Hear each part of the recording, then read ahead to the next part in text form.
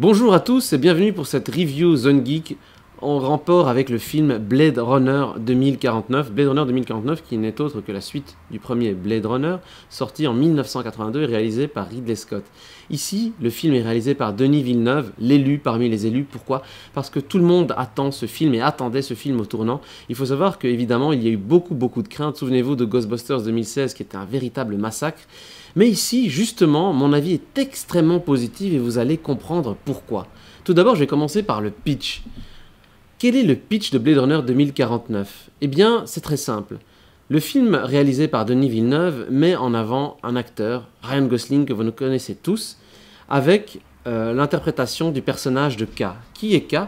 K est ce qu'on appelle un Blade Runner, c'est-à-dire un chasseur de réplicants. Qui sont les réplicants? Eh bien, les réplicants, ce sont ces êtres artificiels qui ont évidemment l'aspect humain et qui sont plus humains que l'humain, comme le disait la Tyrell Corporation. Sauf qu'ici, ce n'est plus la Tyrell Corporation que l'on voyait dans l'ancien film, mais une nouvelle corporation qui est détenue entre les mains d'un personnage très mystérieux qui est aveugle et qui est interprété par Jared Leto. Alors, je ne vous en dis pas trop sur l'intrigue et le pitch parce qu'il y a énormément de switch, comme vous le savez. Denis Villeneuve aime beaucoup jouer avec les switches. Tout ce que vous devez retenir, c'est que c'est un film d'enquête qui est très lent, très méditatif, avec des musiques qui sont très intéressantes, j'en parlerai plus tard, mais surtout avec une intrigue qui va vous faire passer de points à d'autres et en restant fidèle à l'œuvre originale tout en amenant des nouveautés. Et c'est un petit peu ce qui fait la caractéristique de ce film, c'est que c'est un pitch avec un scénario qui est d'une continuité très logique, mais avec énormément de surprises. Je ne vous en dis pas plus parce que Denis Villeneuve l'a dit lui-même, il ne faut pas spoiler les premières minutes de ce film. Voilà, je vais peut-être passer à la suite maintenant et je vais vous donner mon avis général. Mon avis général, en fait, il sera forcément général et je ne vais pas trop vous en dire, mais je suis resté vraiment époustouflé et ébloui par le film. Pourquoi? Parce que je m'attendais à une suite qui allait être un massacre, mais je me suis dit, tiens, Denis Villeneuve qui fait un film comme ça, c'est qu'il ose le faire et il a osé le faire et c'est un pari réussi. La direction photo est magnifique, je vous en parlerai tout à l'heure, le casting est vraiment réussi. Les intrigues, le scénario est vraiment très réfléchi et les dialogues ne sont pas superflus.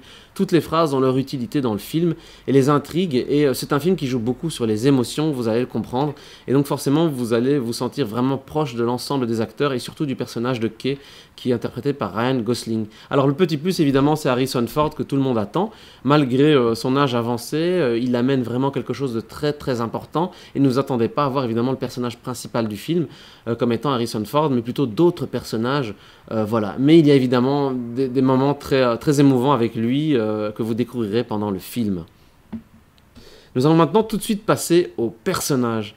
Alors les personnages de ce film sont tous très travaillés. On va commencer évidemment par le personnage de Ryan Gosling, qui interprète K, qui est donc un chasseur de réplicants, mais qui a une série de sentiments qui passent dans son esprit, vous allez le comprendre. Encore une fois, je ne vais pas vous spoiler parce que je vous laisserai passer à côté d'une grosse découverte, mais le personnage est extrêmement bien joué. Harrison Ford, évidemment, assure, comme d'habitude, il est toujours autant passionné, on le voit évidemment moins que dans l'autre film, mais son apport est très important. Alors l'ensemble du casting aussi est vraiment assez important. On peut citer évidemment Jared Leto qui vraiment est fabuleux, voilà, à chaque fois qu'il interprète un personnage, il est habité par ce personnage. Ici, il joue un personnage aveugle et pendant les scènes, je me suis laissé entendre dire qu'il aurait vraiment eu les yeux, en tout cas fermés, pas fermés, mais qu'il se serait mis de quoi être entre guillemets aveugle, peut-être via des systèmes de lentilles et des choses comme ça.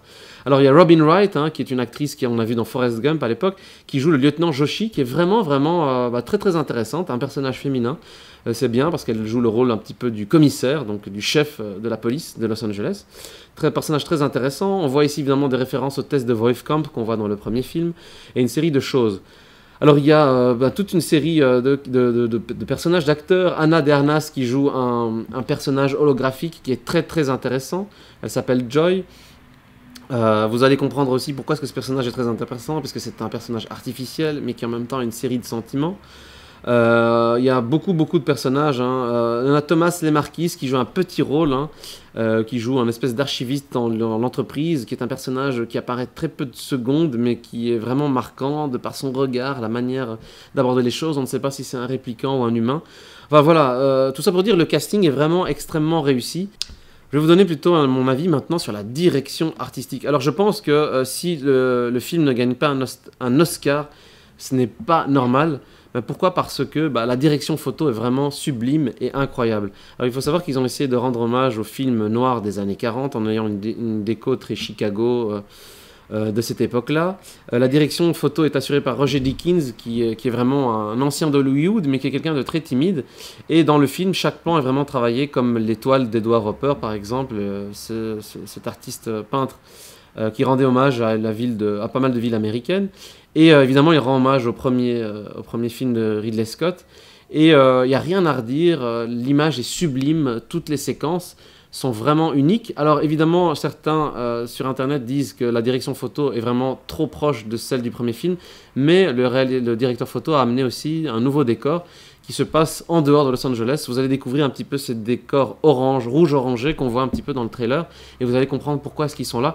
Mais je mets un 100% à la direction photo et à la direction artistique, que ce soit les costumes, que ce soit même les visuels et les effets spéciaux, parce que les gens reprochaient qu'il y ait du CGI, donc des effets spéciaux digitaux, mais ils ont gardé aussi quand même quelques maquettes, et je trouve que l'ensemble est vraiment, vraiment réussi, et qu'on reste quand même dans cet univers Blade Runnerien et asiatique.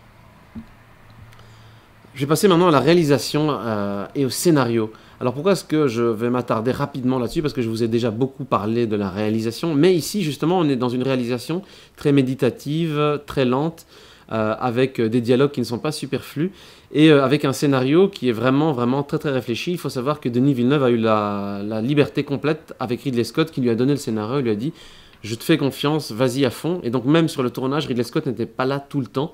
Et donc ce qui a fait que Denis Villeneuve a pu vraiment s'exprimer. Denis Villeneuve a réussi à faire un blockbuster et un film d'auteur en même temps, ce qui n'est vraiment, vraiment pas donné à tout le monde, parce qu'il faut savoir que le rouleau compresseur d'Hollywood, en général, massacre les réalisateurs qui essayent d'amener leur touche artistique, et ce n'est pas du tout le cas. Pour moi, vraiment, il a réussi à faire une suite dans la continuité qui est vraiment fidèle, et avec une dose d'originalité. Alors je vais peut-être conclure rapidement pour vous dire que pour moi vraiment, je m'attendais vraiment au pire avant la vision, parce que ça me faisait peur. Blade Runner est quand même mon film culte, le film que j'estime comme étant le plus grand de l'histoire du cinéma. Et donc la suite est vraiment extrêmement réussie, que ce soit au niveau du casting, de la direction photo, des acteurs, de l'intrigue et du scénario, avec des switches qui sont vraiment, vraiment très très intéressants, et un final que je trouve grandiose. Je ne vous en dis pas plus, vous me direz ce que vous en pensez. Et une bande originale qui, malgré le fait que ce soit Hans Zimmer, amène quand même de temps en temps de la subtilité, malgré les quelques frétillements que l'on voit pendant le film. J'ai plus qu'une chose à vous dire, c'est rendez-vous pour la prochaine review, la semaine prochaine, avec encore plus d'informations. Si vous avez aimé, n'hésitez pas à liker, à partager et donner votre avis. Et c'est Blade Runner 2049. Ciao, ciao!